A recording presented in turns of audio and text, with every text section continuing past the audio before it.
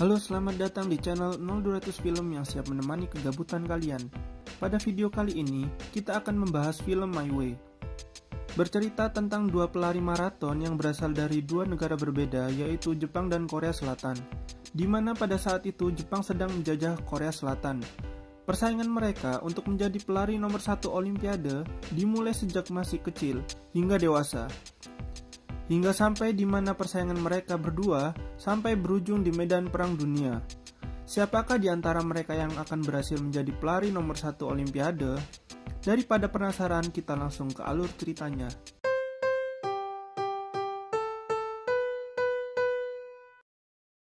Pada suatu hari ada anak kecil bernama Tatsuo Hasegawa sedang menaiki mobil bersama kedua orang tuanya.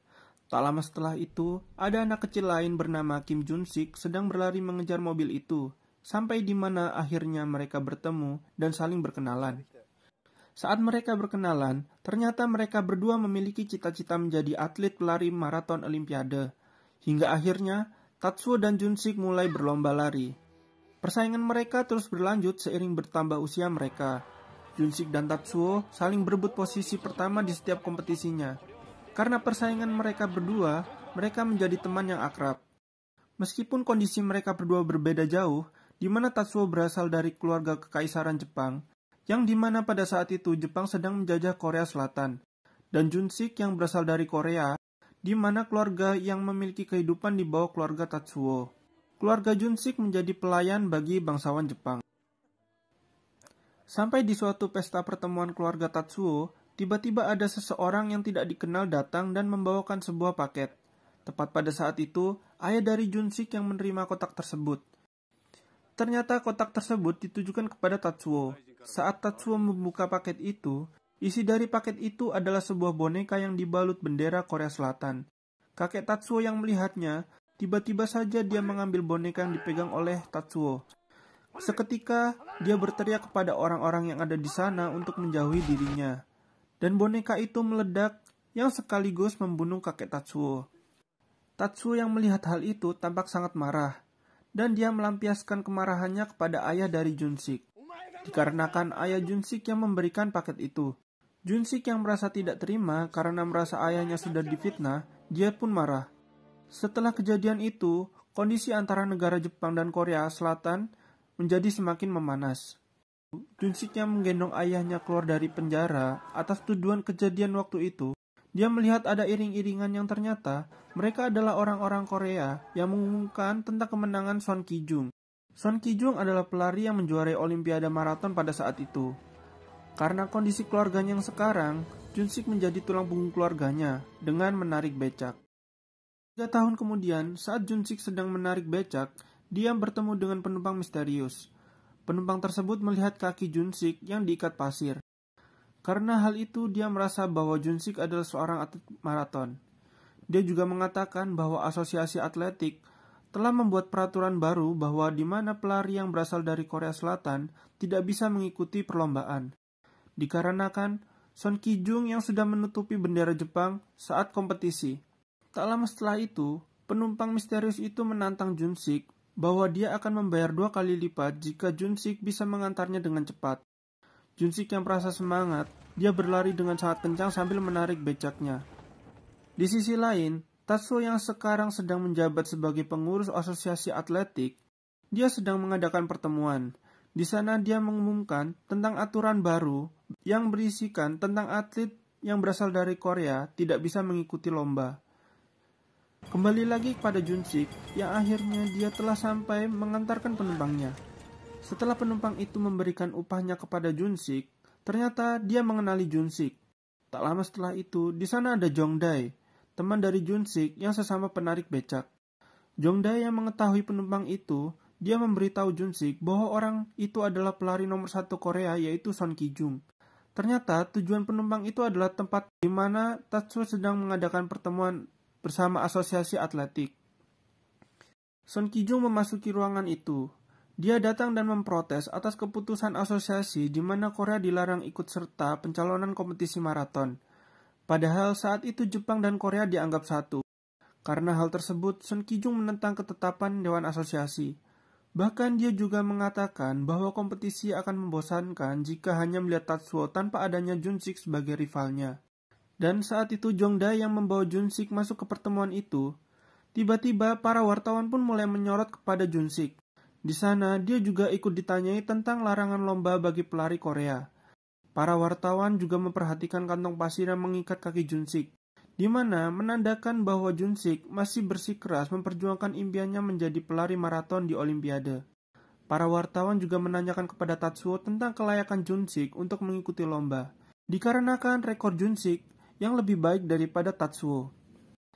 Karena pertemuan itu, Junsik pun akhirnya berhasil terdaftar sebagai peserta lomba. Keesokan harinya, dia mulai mengikuti lomba maraton itu. Lomba pun dimulai. Persaingan yang sangat sengit antara mereka berdua membuat seluruh penonton yang mendukungnya berteriak kencang. Sampai di penghujung lintasan, tiba-tiba saja ada seorang atlet lain yang datang dan mencurangi Junsik. Junsik yang masih bersemangat dan tidak ingin kalah, dia berhasil menghindarinya dan berhasil melewati garis finish pada posisi pertama. Saat pemenang diumumkan, tiba-tiba saja yang disebutkan namanya adalah Tatsuo. Junsik dianggap telah mencurangi pemain lain. Dia tidak terima lalu memukul panitia yang ada di sana. Karena kejadian itu, para orang Korea yang mendukung Junsik ikut memukuli semua panitia yang ada di sana. Semua warga Korea akhirnya dijatuhi hukuman menjadi prajurit Kekaisaran Jepang dan akan ikut bertempur di medan perang. Beralih scenes di mana saat itu tentara Kekaisaran Jepang yang dipimpin oleh Kolonel Takakura sedang berperang melawan Uni Soviet. Karena kondisi Jepang yang kalah telak, Kolonel Takakura memerintahkan pasukannya untuk mundur. Setelah peperangan itu selesai, Junsik dan teman-temannya yang sedang mencari persediaan air, tiba-tiba ada seseorang yang menembaki. Tidak tahu dari mana asalnya. Junsik yang mengetahui asal dari tembakan itu, mengarahkan teman-temannya untuk menyergapnya. Sambil dia berlari ke sana, dia menyuruh Jongdae untuk melindunginya. Sampai akhirnya dia menemukan penembak misterius itu, yang ternyata dia adalah seorang perempuan. Dia pun ditangkap dan disiksa oleh tentara Jepang. Pada malam harinya, Junsik yang sedang berlari, dia melihat gadis itu dimasukkan ke penjara bawah tanah. Esok harinya ada mobil misterius yang datang ke markas. Ternyata, orang yang datang itu adalah Tatsuo.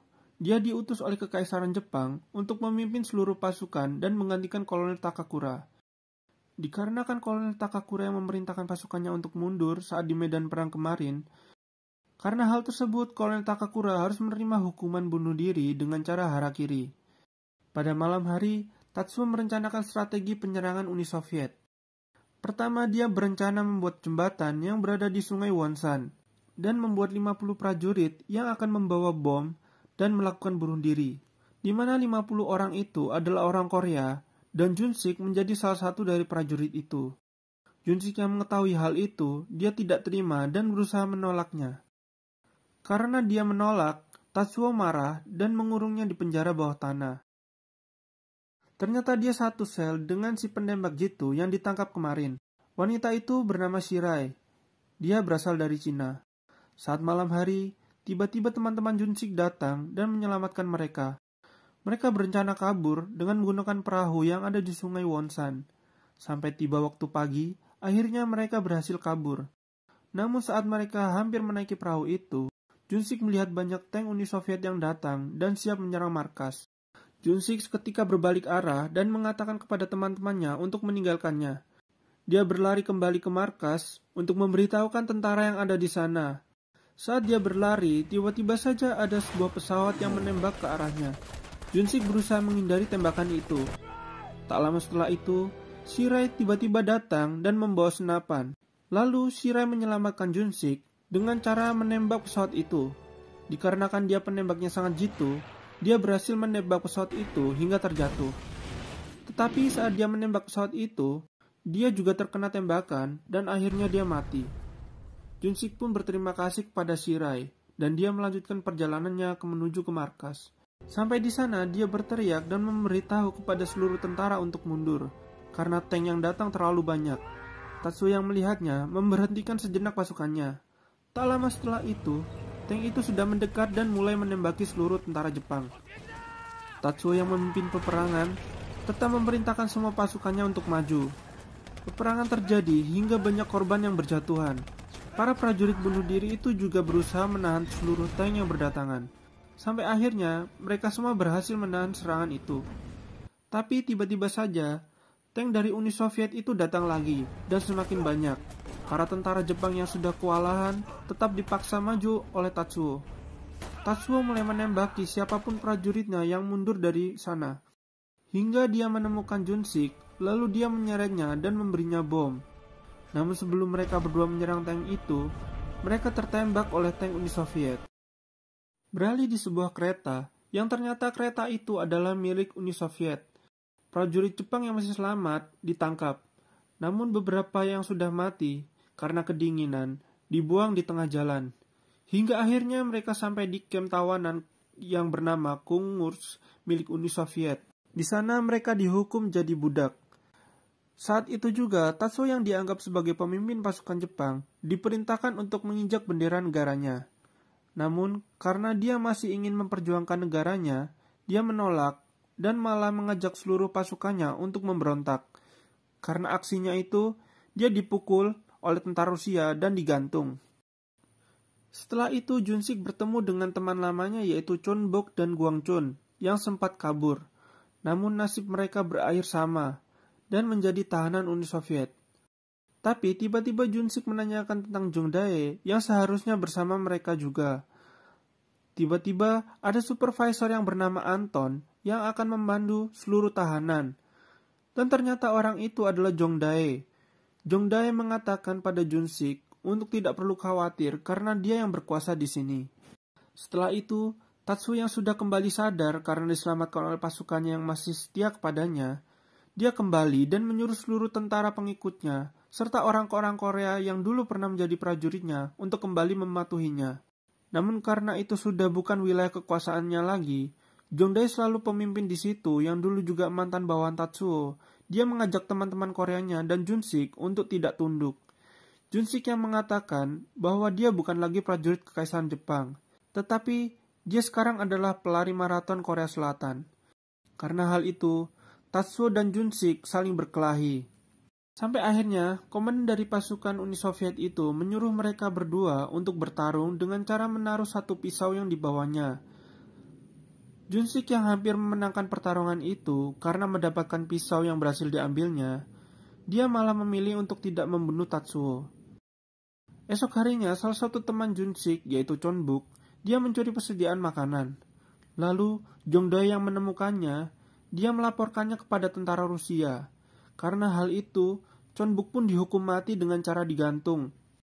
Setelah kejadian itu, Junsik marah kepada Jongdae, dan hubungan mereka menjadi memburuk. Keesokan harinya, para budak yang sedang menebang kayu, salah satu tentara Jepang bernama Mukai, tiba-tiba saja melakukan kesalahan. Jongdae yang mengetahui hal itu, dia langsung memukulnya dan mendorongnya hingga mati. Tatsuo yang melihatnya, dia marah lalu memukul Jongdae. Seketika karena hal itu, keadaan menjadi kacau. Kolonel Rusia yang mengetahui hal itu, menghukum para provokator dengan cara dieksekusi mati, termasuk Junsik dan Tatsuo. Namun sebelum mereka ditembak mati, tiba-tiba saja ada telegram mendesak yang memberitahukan bahwa Jerman akan menyerang. Karena hal itu, komandan tentara Rusia itu tidak jadi mengeksekusi mereka dan menyuruh mereka menjadi prajuritnya. Peperangan dimulai. Para prajurit paksaan Korea dan Jepang mulai maju. Kondisi tentara Jerman yang memiliki tank dan senjata yang lebih banyak berhasil mendorong pasukan Rusia. Saat peperangan, Tatsuo yang hampir mati terkena tembakan tank Jerman terselamatkan oleh Junsik yang tiba-tiba datang dan mendorongnya. Karena hal itu, Junsik mengalami luka di telinganya. Jongdae yang sudah tidak tahu harus berbuat apa karena sudah kehabisan peluru, dia mengambil bendera Uni Soviet dan mengibarkannya. Namun, pada akhirnya, dia pun mati tertembak. Sebelum dia mati, dia menyelamatkan Junsik dengan cara menidurinya agar Junsik tidak diketahui bahwa dia masih hidup dan bisa selamat. Dikarenakan banyak prajurit yang mundur karena kehabisan peluru, mereka akhirnya semua ditembaki dan dipaksa untuk terus maju. Tatsuo yang melihat kejadian itu, dia teringat saat melakukan hal yang sama kepada tentaranya saat dia memimpin pasukannya dulu. Peperangan berakhir. Seluruh orang yang ada di sana telah mati. Tersisa Tatsuo dan Junsik yang selamat.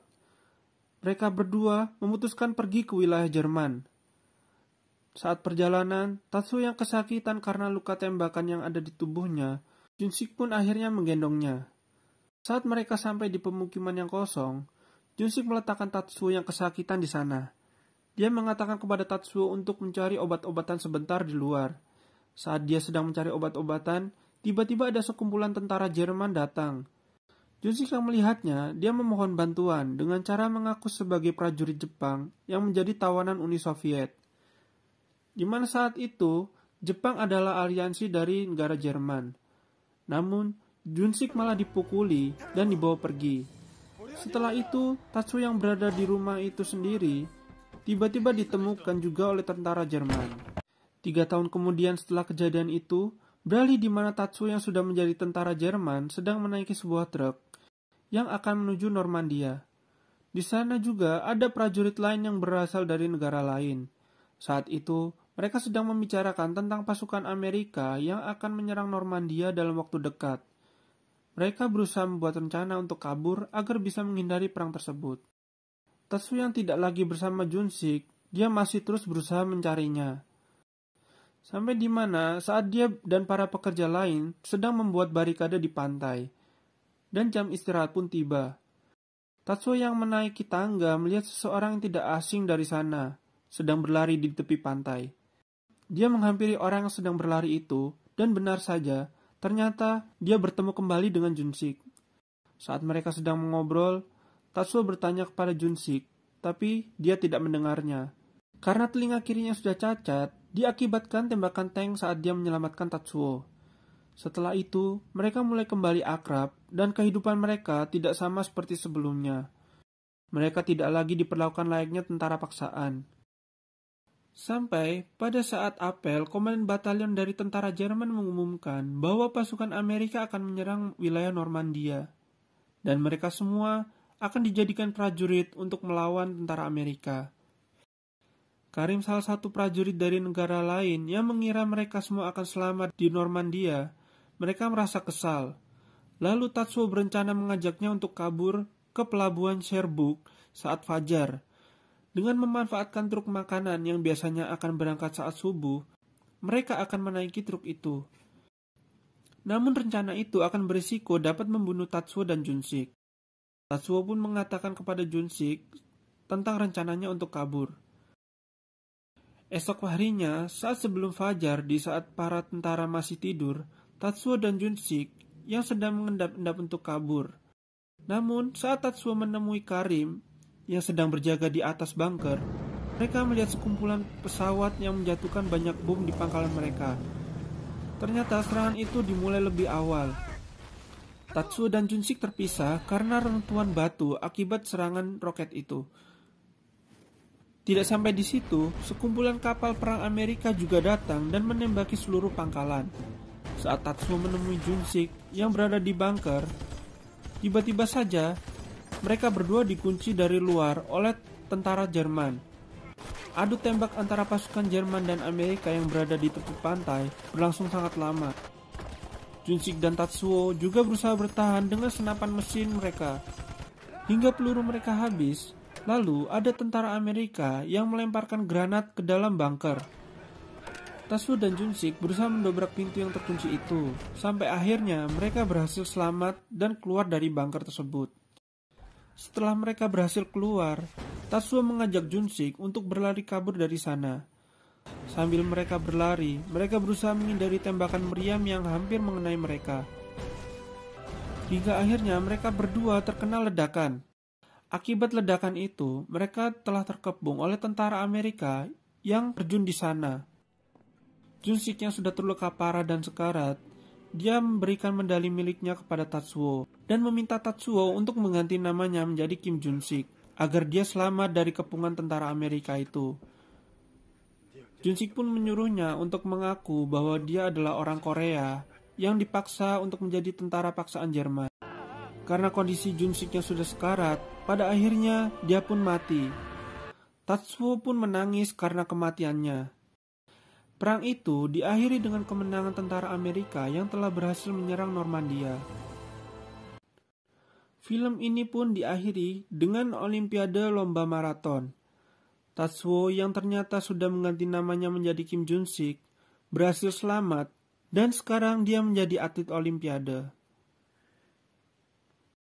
Sekian untuk alur cerita film pada video kali ini. Semoga kalian suka. Kalau ada saran-saran film apalagi yang ingin dibahas, bisa tulis di kolom komentar. See you on the next video.